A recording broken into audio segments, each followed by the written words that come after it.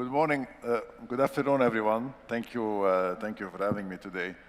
So, as Antoine mentioned, we have hired or developed the skills to hire a good revenue manager. So now, today I'm gonna talk about, once we have this revenue manager, what can we do about it? I mean, there are two things. There are basics and there are strategic thinking. So I'm gonna talk about basics a little bit, and as you know, there are 4 parts in revenue management that we work on. Forecast, inventory management, pricing, and distribution. I don't want to give you a training about each section because I know most of you are experienced leaders today, but let's just highlight a few things on what are we missing sometimes when we talk about forecast, inventory management, pricing, and distribution. So, forecast is easy. I mean, we focus always on the monthly forecast and how accurate we are versus what you have forecasted at the beginning of the month, +3, -3, +5, -5. But we sometimes forget about how important is building this forecast on a daily basis and understanding daily demand, and how much demand we can drive on certain dates above capacity. We might have a hotel of 100 rooms, and this 100 rooms, on a certain day, we might be able to sell 500 rooms. And then understanding this unconstrained demand is key for us to be able to make decisions and take the risk of optimization. And I think a lot of you talked today about optimization and how important it is to make sure that we drive every single revenue into our hotels. Inventory management for me is simple and straightforward. It's about what we do in rooms, it's room types and rate plans. I mean, managing room types, we all know how to allow overbooking, not allowing overbooking, how do we sell the next room type. And the rate plans, I mean, you know that in each hotel, we have thousands of rates loaded. So understanding who do we give these rates to and how do we work with these rates is key. It's not only about setting only the rates in the PMS. And then pricing. Pricing, of course, will start with market intelligence, understanding what the market is doing and what the concept is doing. But then comes the positioning, and then we decide for our hotel that this is where the hotel should be priced. And then we say it's gonna be above all the rest, in the middle, or below everyone else. But then what is really important in pricing is consistency. How do we position it and we don't change the positioning?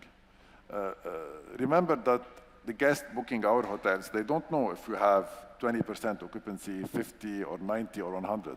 They are just buying a product and the value. So if we are not consistent doing this and we keep on changing the way we sell and we position our hotel, then our guests will lose confidence on the product they are buying and they will not be willing to come back or to buy it again. And consistency is also about how do we expect demand. So let's say we are expecting 90% and suddenly something happens and then we are at 50 and we decide to drop the rates one day before arrival. So we also give the guest the impression that the product has an issue, the value is not the same, and then they lose confidence. They will not come back to us. When we talk about distribution, we all talk about online distribution, but we don't mention too much the offline distribution. I mean, setting our rates to a leisure market is key. Who are we giving this rate to? How they are selling it? Understanding the complexity of this rate, how it's sold. And then it will allow us to make more decisions, understand more how pricing should be done.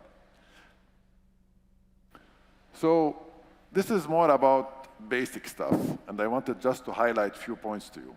If we talk about strategic thinking, I think the key for strategic thinking is data. And it starts with data analysis. Once you start analyzing data, you can be strategic.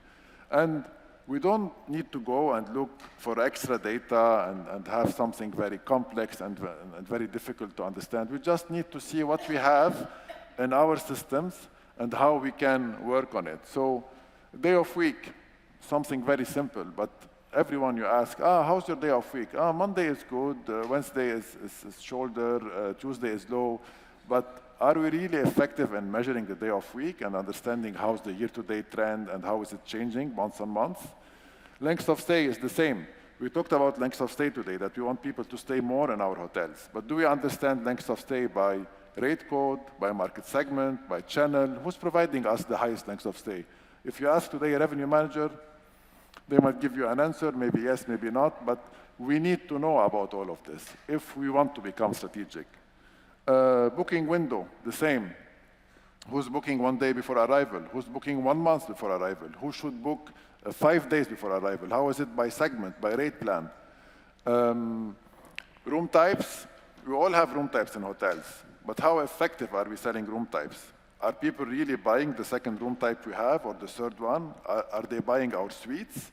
Is the supplement we have identified as paying 500 dirham extra or whatever is the right supplement that people should book? So do we analyze all of this? Business mix can change from short-term, long-term. We might need more leisure on certain dates, less long-term on certain dates. Channel mix is the same. And total revenue per segment is something very easy to have from our systems. We can understand exactly each segment, how much they are spending on rooms, on F&B, on spa. And we don't measure all of this. We just make assumptions like, maybe this is good, maybe this is the one we need, but we don't have the data for it. And last is the total revenue by channel, which is the same like segment, and understanding the importance of a channel. So just to summarize, I would say, do the basics, analyze the data in order to be strategic. Thank you.